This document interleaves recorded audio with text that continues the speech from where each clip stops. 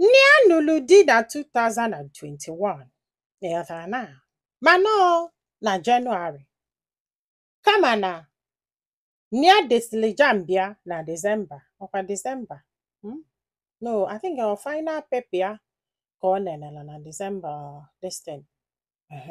So mana mgbe ya na this guy na-akwụ mia gwala the guy mia mere gịnị mia chọrọ ịga school ọ na-ayọ ya na-asị ya ka anọba di na nwunye ka anọba di na nwunye ya na-agwa ya na ya chọrọ ịga school ọ sị m nne even bịa gwala ụmụnne after ka anọsị alụ di na nwunye nọ na-akafa anọsị alụ di na nwunye ụmụnne na-asị ya di nke ọka nụrụ anụ ka ọka abatara abata jebe akwụkwọ ya enjoy godu marriage ya gwa ndị be ha jụ si na gịnị mere na ọ ga-aga akwụkwọ nwanne ya nwaanyị si ọ bụkwalụ na fa achọrọ ka ọ nataba bịa gaba skuul na o nwee ka ọ dị na last born famanga skuul na ọ bụrụ na ha furu ego ha atụkọba nwanne ya nwaanyị wee kpọọ dibanụ chọrọ ịnụ ya si ya na nnekwe na ha chọrọ ka this girl gaa skuul ọ sị ya na nsogbu adọrọ na ya ga-azụ ya na skuul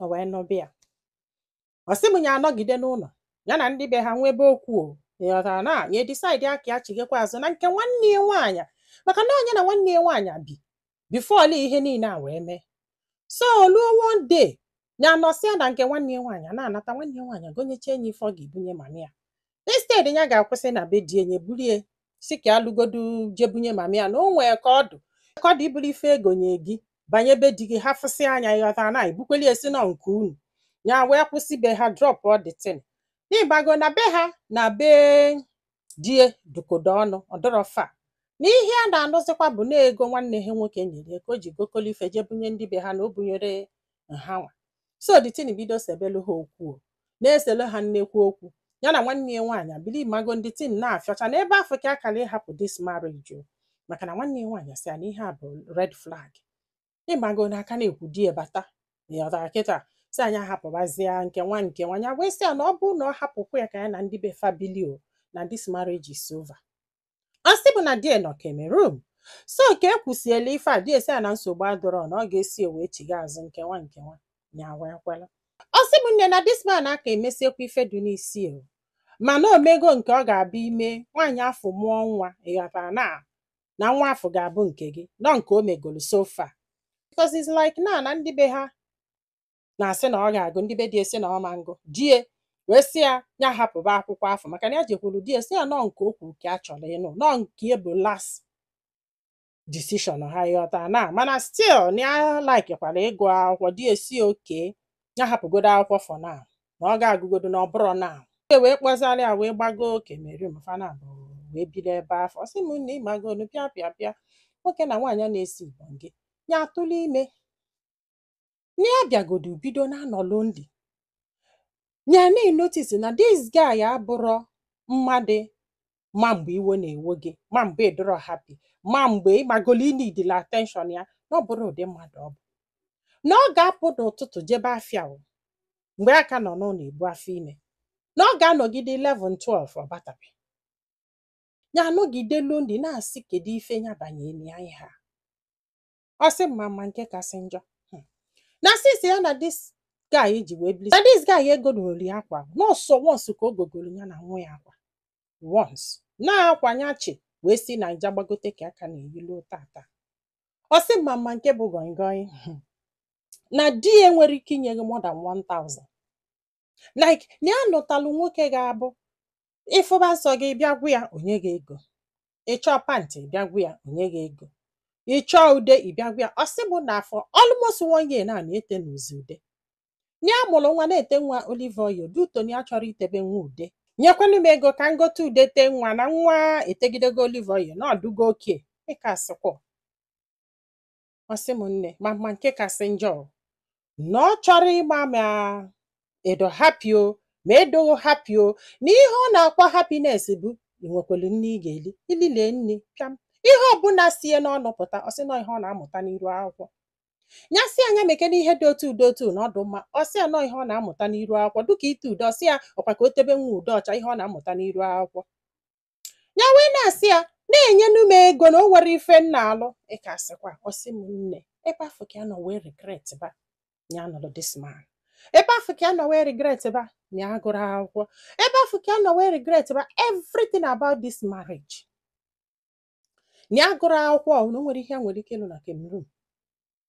Ka ekwe n'ebe ị ga-eje akwụkwọ na aka esiri dị eke na ọma nzunwu DSF. Na ọ bụrụ etu esi amacha na Naija ka ọ dụ n'ebe onye afọ si wee bata n'ọma mmemme ya. Andị na kịta na ya ji ofu nwa nwoke o. Ọ sị m nne na ya dụrọ happy. Na ya dụrọ happy. And this man achọrọ ịma na ego nụrụ akwa na eyi ka ihe ga-emekwe na happy.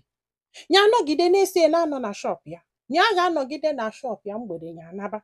Ya pụta n'ụzọ fụchi ngọm ọgụ ọnya na ya mango. Sweet gụ ọnya na ya mango. Mepelu m afịa sị na ya chọrọ imepere afịa. Na-akwụ n'ụgwọ ụgwọ sị a ka akwụbazi anyị ụgwọ asa nwa bọyị. Hey, ịmọrọ afụnụrụ m ụdị. Ya dụkwa 23 years before the man wee nọrọ ya. Kịta anụnwa na ya dụ 27 years akwụkwọ na ya gụrụ abịa na ya da azụ aka ọlụ na ya mụrụ nothing just like this. This man wee na-emekwu ya na ọ manye more than 1000. Na ego di ejeketilie nọ 500 1000. Na bọsọ o nyere 5000 na ya nwere ife mere that day. Once since Faji wee nọba di na nwunye. Nakwa ifugo. Ya gwa nwanne ya nwaanyị sị ya ọ bụkwa na ọ ma mmenwu ya kụlụ ofu nwa ahụ na tọkọ bịa gaa school. Bie life ya this girl sị m na marriage is not like no ife ga-ebi echi no forever. Na die na-aṅụ mmanya ọṅụsịa ọṅụọ mkpayọ. N'ihe mụrụ na ọ na-esebu siga na ọ si alịasị. O wee na-ese nke na ọ na-ese osebelu ha okwu. Ọ na-ese siga ebe obere nwa nọ. Esekete ya wee kpọọ ndị be ha. Ndị be ha wee gwasị anyị okwu kwụsịzi ise n'ụlọ. Ọ sị m nne aka na-ekwu nke afọ ịghọtara na olu one day ya nọ n'ụlọ nọlụ n'ime washroom na-asa arụ. Di wee bata o because na ya da ama mgbe o ji abata na mgbe sọlị ya nọ ka o ji abata. Mana ọ na-abalị ka a na-asa arụ. O wee bata wee na-akụ aka. Na ncha juru ya arụ na ya mara ife a ga-eme. Ya nọlụ n'ime ebe afọ na-asị na ya na-asakwa n'arụ ka ọ na-akụ aka. Then neighbor fa is like ịbata na dị ụlọ. Ị gaa side ọ bụlụ nke unu. Ị gaa side ọ bụlụ nke ndị ọzọ. Wee pụta wee bịa mepelu di ọnụ ụzọ. Di wee bata wee fụkwa na ya na-asa arụ. Nyanwụ ịbata na nyanwụ ịkwasasị mmiri ịmagolunu na-apụta kwolu na-agba ka ya je mepeli ọnụ ụzọ. Wee fụzia na nebe emepegoli ọnụ ụzọ. Die wee sị ya na ya nọ na-akụ aka wanyị na ya nwere mmadụ n'ụlọ. Azụmi nnọọ ọsọ ka ya na-agba na ọ ma mmepeli ụzọ. E wee jidezie nye ma ife ahụ eme nye. Ya wee sị ya na ya na-asakwa n'arụ kedu ife ya ka eme. Na ya nụbụrụ dịlị ka ị na-akụ aka na mgbe ya ji wee nụ na ya na-asakwa arụ na aka agba ọtọ wee gbapụta bịa mepelu gị ụzọ. Ọ sị anya na-ekwu wee tụtụ onye ọla ịkazada.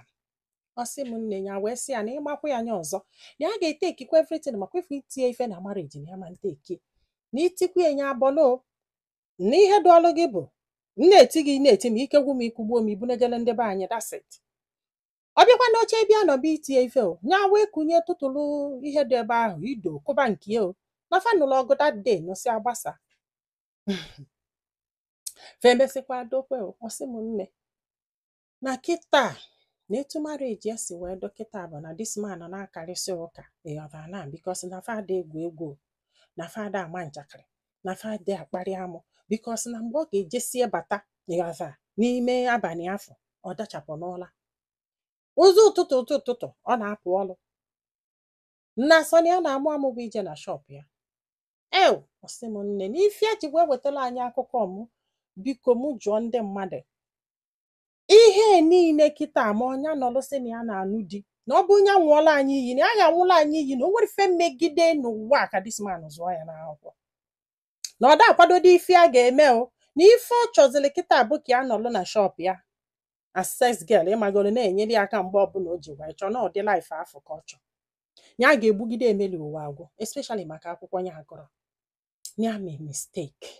Nne made the highest mistake. It's not like na this man nwere ego na ego ka ya na-eso. It's not like nothing. Ego adọrọkwu nothing o nwere fedụlụ na ọ bụ na nwoke na-eme ihe a na-eweta ego ya do happy na bọsị di ya ga-emepe aka nye 2000 or 5000 ya ga-atụ mma n'ụlọ ụka. No how bad ọ dị ka ya na-agwa anyị ya. Na akpa isi bụ maybe na o nwere ebe a ga-eji occasion ndị be anyị. Ya na then wepụta ego ya akpa isi wee dọka mmadụ. N'isi ya ga-ebugidi ọkasịa ya chai ifụlụ ihe a na-akọ kịta ọkwa lesson. Ọ bụrụ na ị ka nọ Naija, look for something doing after secondary school, after university. Chaa aka ọlụ, chọọ ife ị ga-alụ o. Nwe video mee maka ya. Now this girl tọrọ atọ, akwụkwọ ọgụrọ, aka ọlụ ọmụrọ. O nwere ife ọ ga na-eme n'osolu dị na-azụ afịa. Ọ chụpụ ya n'afịa anwa. That's it. Ọ bụrụkwa nwoke na-enye gị ego ka ị sị na o nwere nke ị na-edobe. Nwunye ese bụ na si ihe ọ dị good bụ i provide nni. Ọ sị na o nwere ife ọzọ nwaanyị na-ede na-abụghị to eat. Akụkọ gị lijukwala afọ o, akụkọ gị lijula afọ. Mana ụfọdụ ụmụ nwoke adịghị emetie. Ụfọdụ ụmụ nwoke adịghị emetie. Listen. O nwere ụmụ nwoke decide na nwunye fa ama lụọ ọlụ, but they pay them every month. Oh yes, ịmara ife afọ ọdụ ka nwunye gị ọ ga-emeke atọfụ ọlụ afọ ọ chọrọ ịlụ na-akwụgharị. You pay her every month. You can't just tell a woman ya nọlụ n'ụlọ ya alụ n'ọlụ, but you won't be providing for her. Ọnwụnwa ka ị na-ese etili this lady because na nwoke ọbụla nyebeli ego, she will go, she will follow, she will. Nwaanyị akpụ wigi bọsị ịchọrọ ya, yili ọpante, akpala, ihe onu, iyeli ntị, everything. Ọ na-atazi anya be gị sị anya nọla na ka onye n'ebe gị maka na ọnụgo di. Ụmụ nwoke na-eme ihe a, ihe nchọrọ iji unu bụ di ọnga ka ọ bụ. Maka na o nwee post m mee bọsị, one man wee pụta na my comment section wee sị na nwaanyị ọbụla nụrụ di ekwesịrị inwe friend. Nsị ihe m ga-agwa gị like I told you before, gwa di gị ka o mee gịnị? Ọ bụ na ọ chọrọ ka ị lụọ ọlụ, ya gwa gị ego na ọ ga na-akwụ gị every month. Ọ bụrụ na ọ jụ, kpọọ ndị be ha, kpọọ ndị bụ ụlọ, kụọ anya meeting n'isi.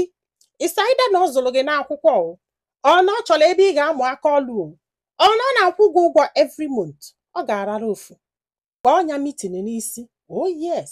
Sị m na ya nọgide yọbịa sị ya na ọ bụgodu na ị chọrọ inye m ego na kwụsị ọbụna anyị zụọla afịarị nne, nye m sọsọ 2,000. In fact, nye m 1,000 a day. Just ịzụsị afịa, give me 1,000 every day. Ihe nwaanyị na-ayọ dị ọjọọ. What do you want? Like, what do you want? I don't understand. Mana amụrụ m nwoke ga-anụ nwaanyị si na ọ ma nlụ ọlụ, na ya ma nkwụ ụgwọ, na ọ ma ngụ akwụkwọ, na ya ma mmụ ọlụ aka, na omedi ka ọ kpatara. Ọ bụgodo umedi, ụfọdụ na-akpọlụ medi tinye ha na skuul. A na-akọ ya eli. Ndị be anyị, daalụ nọ ka ọ dị n'ụbọchị ọzọ.